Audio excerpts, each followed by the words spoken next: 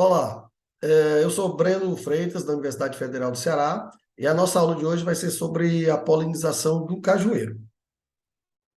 Então, o cajueiro é uma planta nativa do Brasil, que foi levada depois para várias partes do mundo, mas que grandemente produzida ainda na região Nordeste, né? Esses três estados, o Piauí, o Ceará e o Rio Grande do Norte, são os principais produtores de caju do Brasil, embora essa cultura tenha já se expandido para alguns outros estados, como o Pará, na região norte, e também alguns estados aqui do centro-oeste, como Mato Grosso e Mato Grosso do Sul. 91% da produção brasileira ainda vem do Piauí, Ceará e Rio Grande do Norte, o Ceará sendo o principal produtor. O grande problema da cultura do caju hoje é a baixa produção e produtividade aqui no Brasil.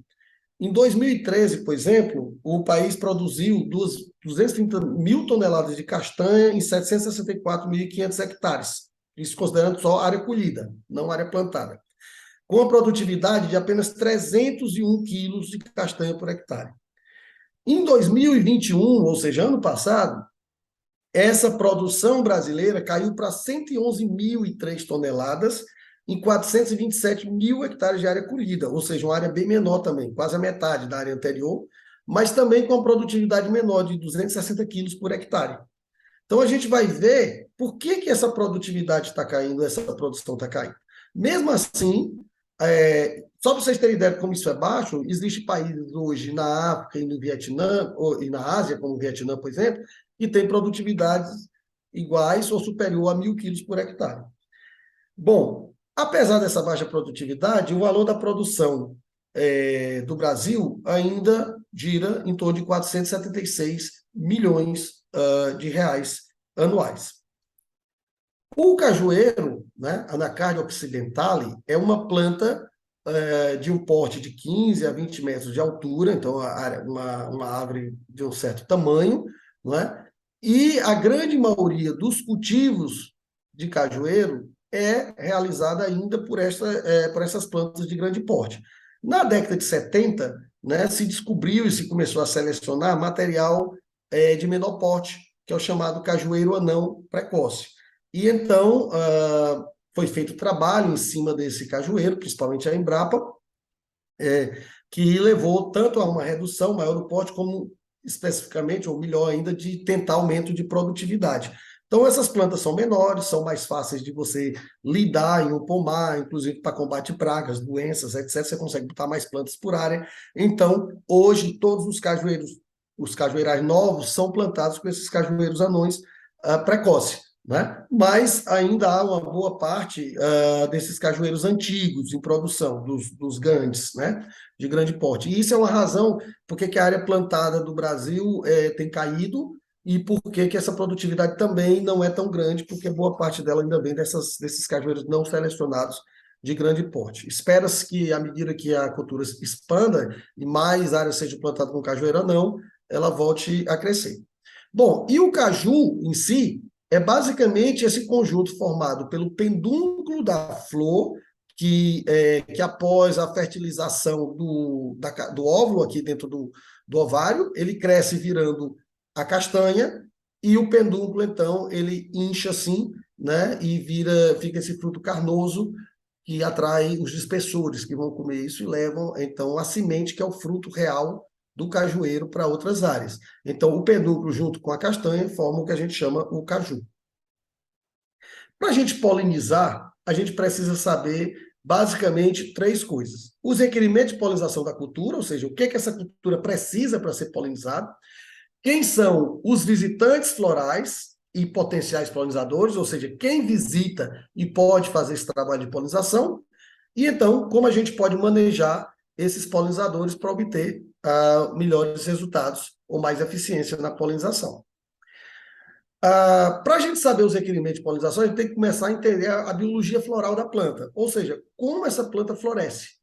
Então, no cajueiro, a gente vê que ela apresenta essas panículas terminais, né, com as flores, né, vamos dizer, como se fossem cachos de flores, onde, então, vamos ter flores bem diminutas, e essas flores, ao abrir, ela tem essa coloração branca, que a gente está vendo, e A partir do segundo dia, ela já adquire uma coloração rósea, e até ao final do quinto dia, que é mais ou menos quanto dura uma flor dessa, ela vai ficando cada vez mais vermelha e vermelha, né? Então, na verdade, a panícula serve como uma atração para o polinizador, e ele logo aprende que as florezinhas brancas é a que tem néctar, que geralmente é o principal recurso oferecido, e que ele começa a selecionar entre as branquinhas e vai, então, transferindo o pólen.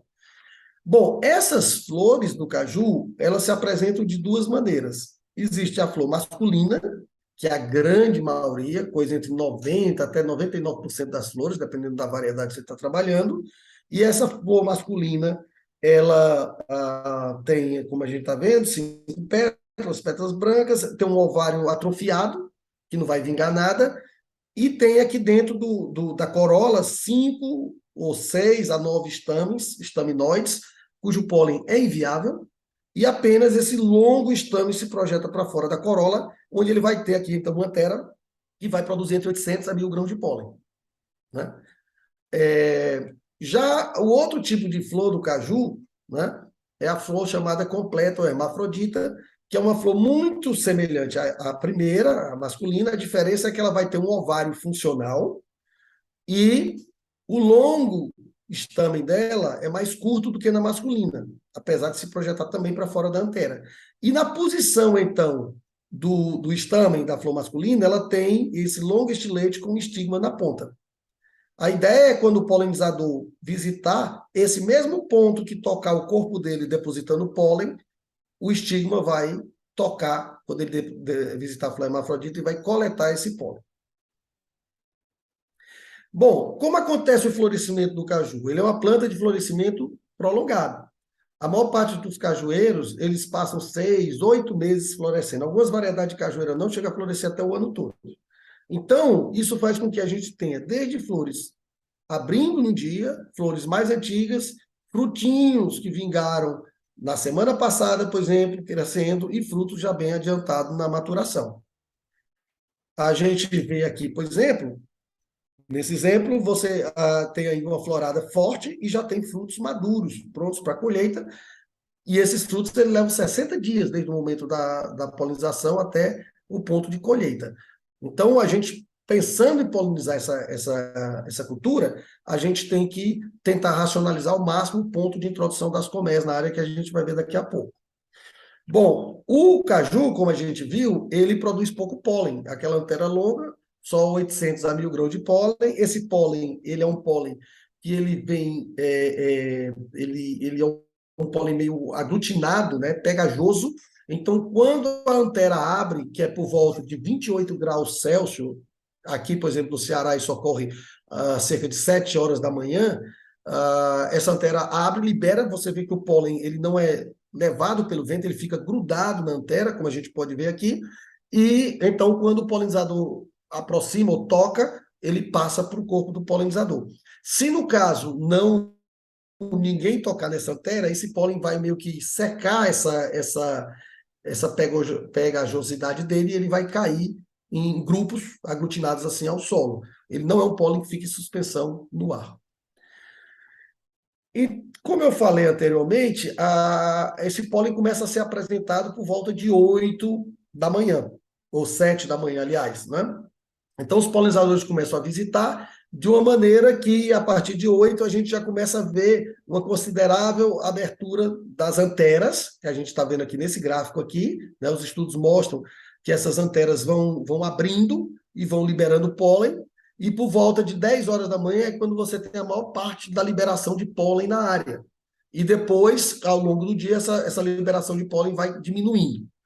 Já aquelas flores hermafroditas que nós vimos, elas só começam a abrir mais tarde, por volta das 9 horas. Então, o estigma só é apresentado, ou seja, a flor só pode ser polinizada a partir, então, praticamente das 10 horas, havendo um pico de abertura dessas flores por volta de meio-dia e depois isso caindo novamente.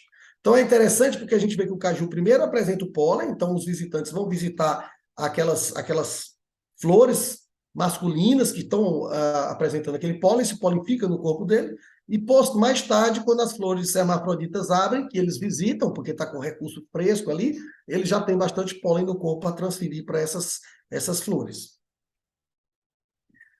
Os estudos também têm mostrado que esse estigma ele é altamente viável, né? Ou seja, altamente receptivo a esse pólen no momento em que a flor abre, ou seja, 0 hora, na hora que ela abre.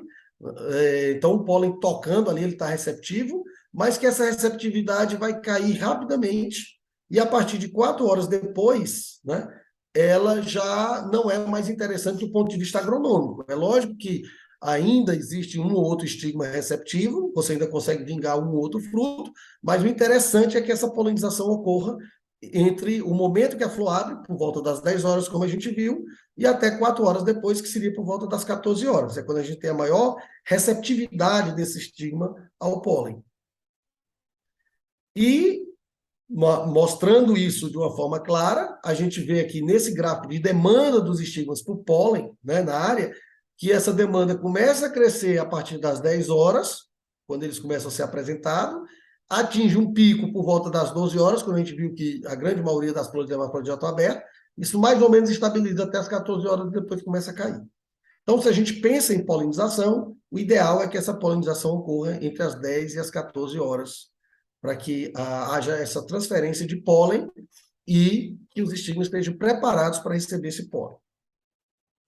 E quem faz esse trabalho? Quem são os visitantes florais? Né? Uma série de animais visitam essas flores. Esse estudo aqui mostra, por exemplo, o Apis mellifera, né, sendo o principal visitante com maior frequência, visitando o dia todo, tendo um pique entre 9 e 12 horas da manhã, o que é um horário interessante, porque pega aquele intervalo que a gente viu, em busca de néctar. Realmente a quantidade de pólen no caju não atrai os coletores de pólen, e ela toca as antenas de estigma. Então é um polinizador, sim, da cultura. Temos também formigas, né, aquela Camponotus, também com boa frequência, mas normalmente elas ficam do lado de fora da flor, pegando secreções extraflorais. Então não toca na antera, não toca na estigma, não é um polinizador. Trigono spinipes, o arapuá, né, também, mas também buscando principalmente resina, algumas vezes pode tocar, pode andar ali dentro da flor, mas também não é considerado um polinizador importante. E aí nós temos vespas, né, nós temos vespas e algumas abelhinhas solitárias ou sociais, como plebeia, por exemplo, mas que também não tocam as estruturas das flores.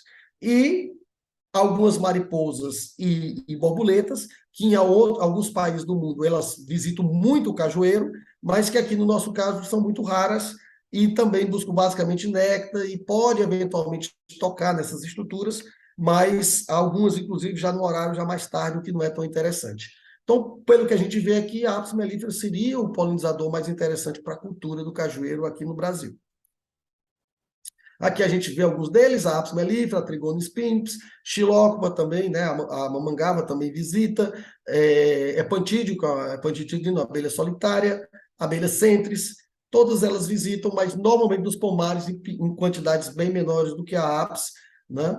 E podem contribuir, e isso é interessante a gente entender, porque mesmo quando a gente faz polinização dirigida e introduz, por exemplo, colônias de apis na área, a gente tem que fazer um manejo amigável para os polinizadores, porque apesar desses outros serem menos frequentes e talvez menos eficientes até do que a apis na polinização, mas o fato de que eles serem diversos, né, e você acaba eles dando também uma contribuição que seria muito importante para complementar a polinização feita pela apis. E aqui a gente vê, então, uma apis visitando a flor e entende por que ela consegue polinizar. Enquanto ela vai buscar o néctar, olha aquele longo estamen tocando aqui a parte ventral da abelha, né? E isso, ele deposita esse pólen, que é pegajoso, que vai ficar preso nessa parte, e quando essa abelha eventualmente visitar uma flor hermafrodita, quem vai estar aqui é o estigma, que ele tem o mesmo comprimento e a mesma posição, então ele vai tocar aqui e vai coletar aquele pólen, sendo, portanto, uma polinização bem sucedida. Entendendo que, veja bem, nem sempre toda visita leva à polinização. Por exemplo, nesse caso aqui, a mesma Apis mellifera abordou a flor em uma posição diferente, ou seja, ela não veio por aqui, ela veio pelo outro lado, então ela não está tocando no estame, ela não está recebendo pólen. Se isso fosse um estigma da flor, por exemplo, ela não estaria polinizando nessa visita em particular. Por isso que é importante a gente ter uma quantidade grande de abelhas e de visitas para assegurar que, quando acontece uma visita como essa, em seguida possa haver uma outra que seja uma visita efetiva.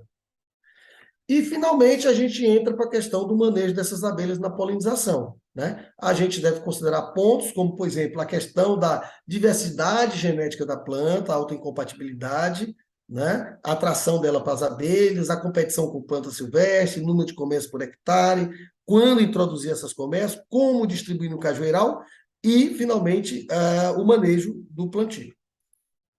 Então, se nós olharmos essa tabela, a gente vai ver que foi feita a polinização cruzada manual, uma polinização dentro da própria flor, também manual, e situações que não se fez polinização, deixou aberto lá, mas não tinha colônia de apis, outra situação que se introduziu colônia de apis, e outra que as florzinhas foram sacadas para a gente ver se elas conseguiram se autopolinizar ou polinizar sozinha. O que a gente vê é que no vingamento inicial, praticamente, aparentemente, não tem diferença entre se o pólen é da própria planta ou se é de uma planta diferente, né? O vingamento inicial dá igual.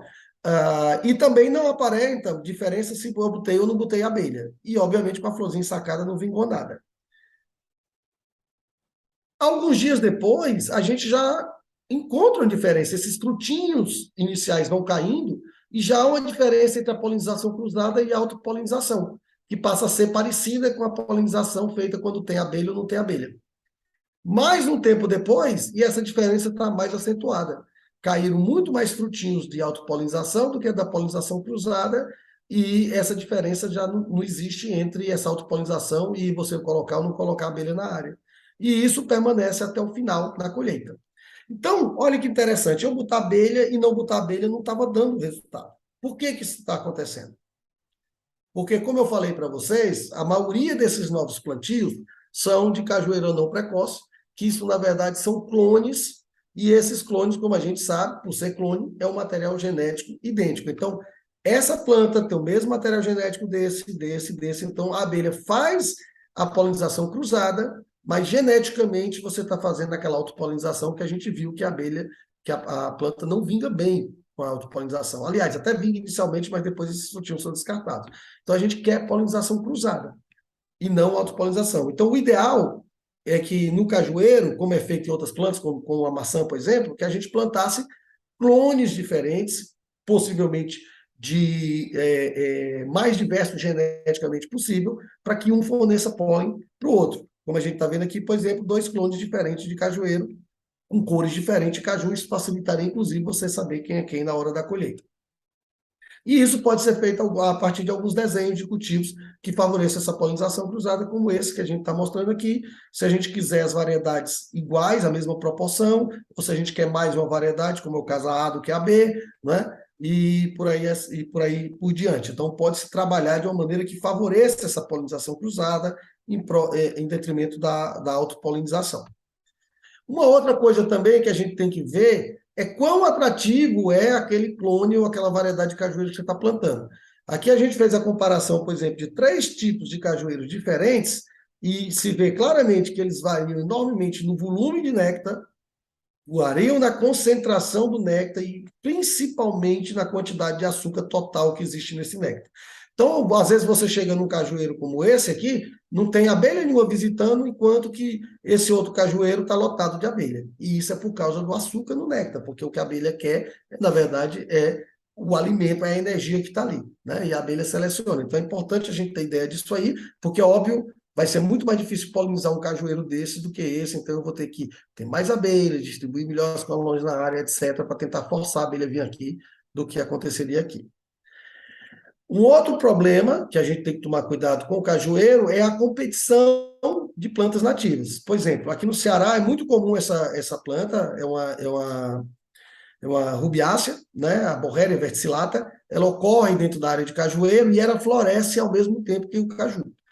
E, obviamente, ela é mais atrativa do que o cajueiro. Então, quando a gente coloca as abelhas tendem a vir aqui para ela, você vai produzir muito mel, mas não vai polinizar.